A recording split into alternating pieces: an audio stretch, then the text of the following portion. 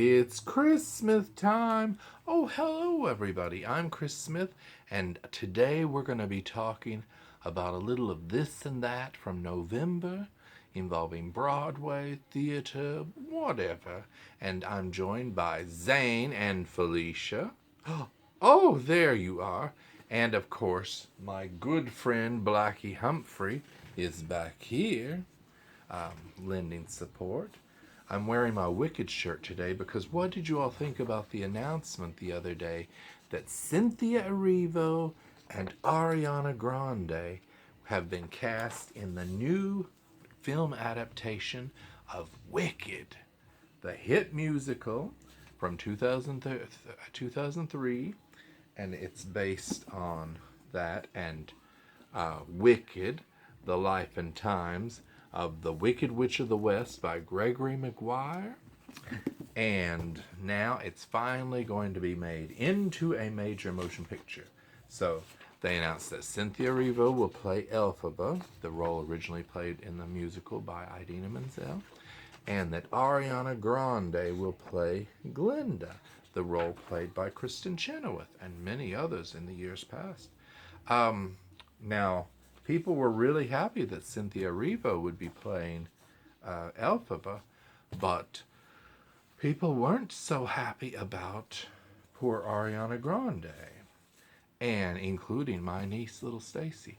Now, Ariana Grande wasn't my first choice of what I envisioned, but they certainly have the right to make the movie that they want to do, and it doesn't take away from Kristen Chenoweth or anybody else who has played Glinda. Apparently she's always dreamed of playing this, and Kristen Chenoweth gave her blessing, and people are excited about that. And you know, both of these women have Broadway backgrounds.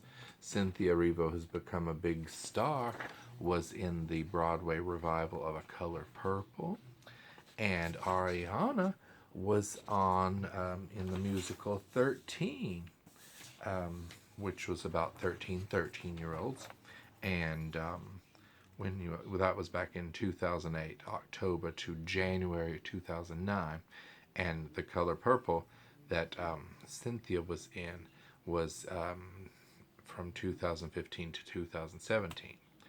She did it a little over a year, so it's not 2 years. But so what we know right now is Wicked the movie is directed by John M. Chu, who directed In the Heights, which, as you know, I was a very big fan of. So I'm excited that he's doing that. I think it's going to be an epic movie.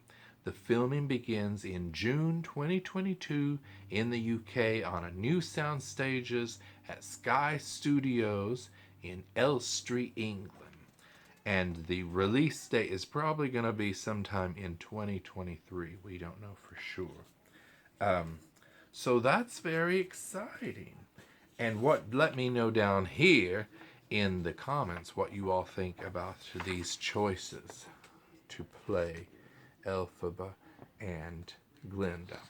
I think it's going to be great. And hopefully the people won't be mean to Ariana the way they were to Ben Platt when they were saying he was too old to play Evan Hansen in the Dear Evan Hansen movie. Now, there are still so many exciting things coming up in the last 6 weeks of the year. We have Tick Tick Boom, the musical with Jonathan Larson's story with Andrew. Why do I always go blank on his name? I am so sorry, Andrew Garfield. And he's playing Jonathan Larson. And the movie is directed by none other than Lin-Manuel Miranda. It's his directorial debut. It's going to be in limited release November 12th, and then it's going to drop on Netflix on November 19th, which is a Friday. And then, of course, another exciting thing is Annie Live. Now, Annie Live is going to be on NBC on December 2nd. I know my friend Rob Stevens is not excited about that. He hates Annie. This version has Harry Connick Jr., Taraji P. Henson as Miss Hannigan, Nicole Scherzinger, Titus Burgess, Jane Krakowski, and introducing Selena Smith as Annie. And look who else is in it. Sandy is in it. That's Blackie Humphrey's favorite. Now, and that's going to be on December 2nd, like I said, on NBC. It's at 7 Central. And it's on a Thursday. Very strange that they have that on a Thursday night. Oh, I hope it's not up against Grey's Anatomy. Now, one of the other things that we're really looking forward to in December is West Side Story, the Steven Spielberg directed movie.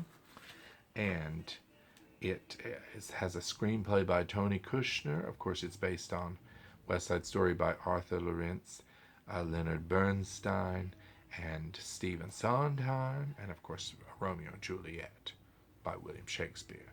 Romeo and Juliet didn't write West Side Story, but they were in Romeo and Juliet, which West Side Story was based on.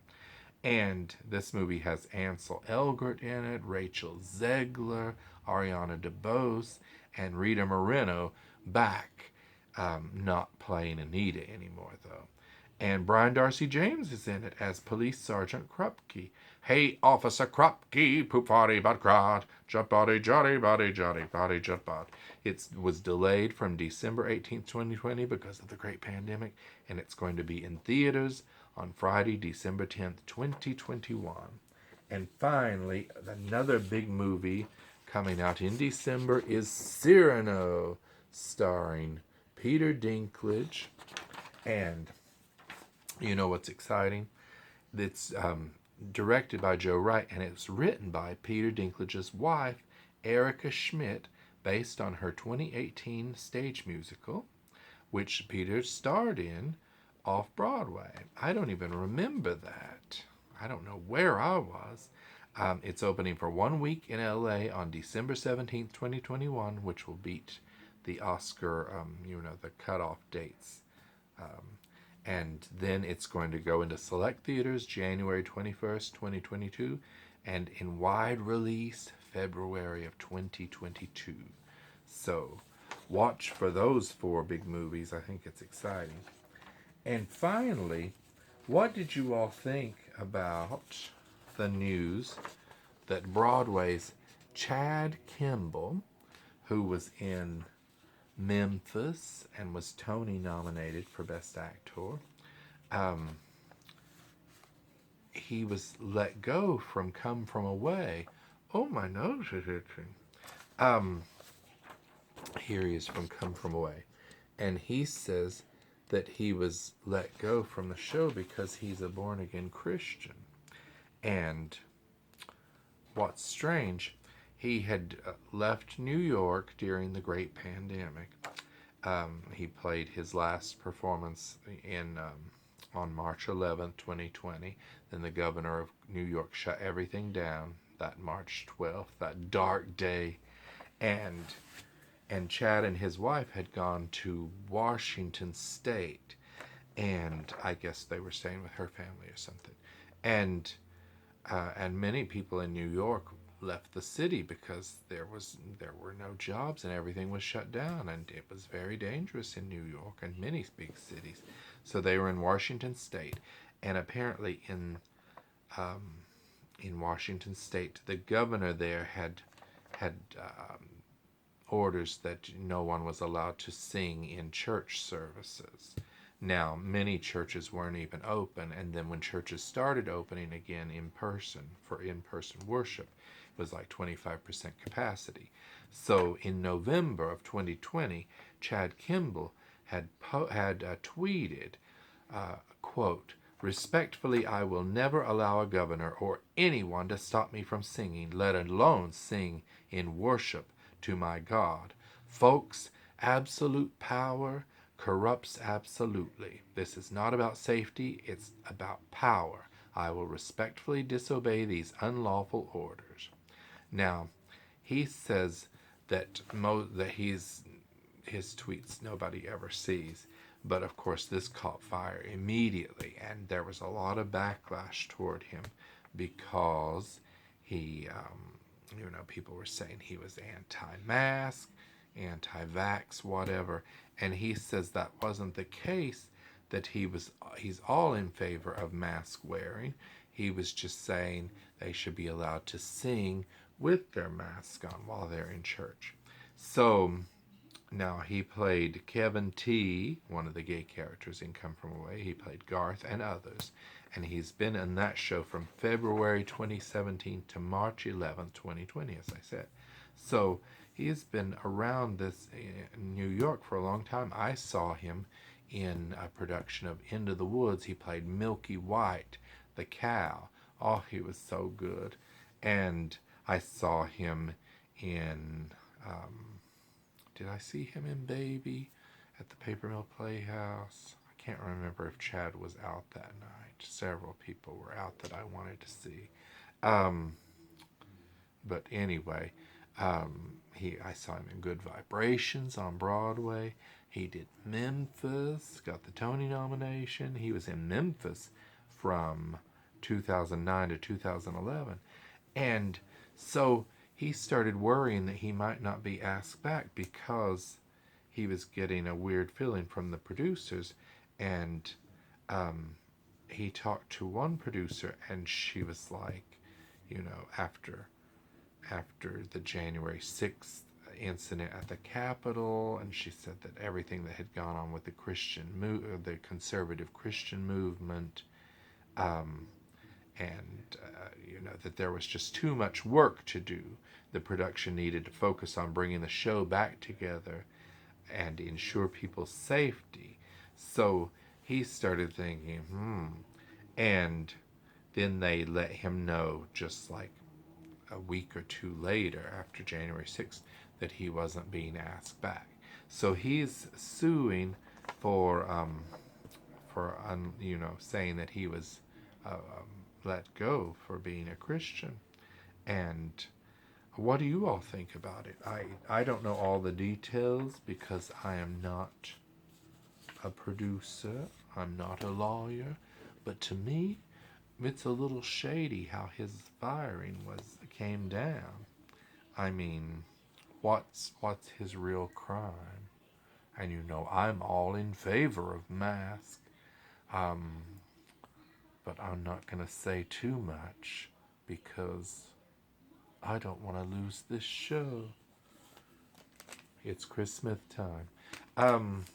And you have to be careful what you tweet and what you say. That's why Zane and Felicia are often very quiet. But I just think it's a little fugazi. And I feel bad for him. And he said that he's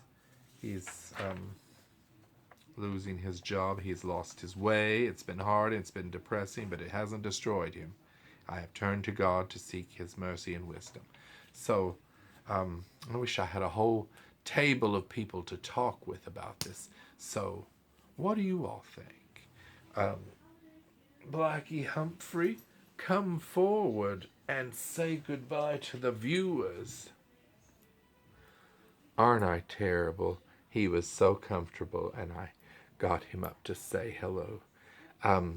Anyway, let's talk about some of these things, and Blackie and I will be here to talk to you the next time on It's Christmas Time. And thank you to Zane and to Felicia for taking part in this discussion. Okay, goodbye, everybody. Goodbye.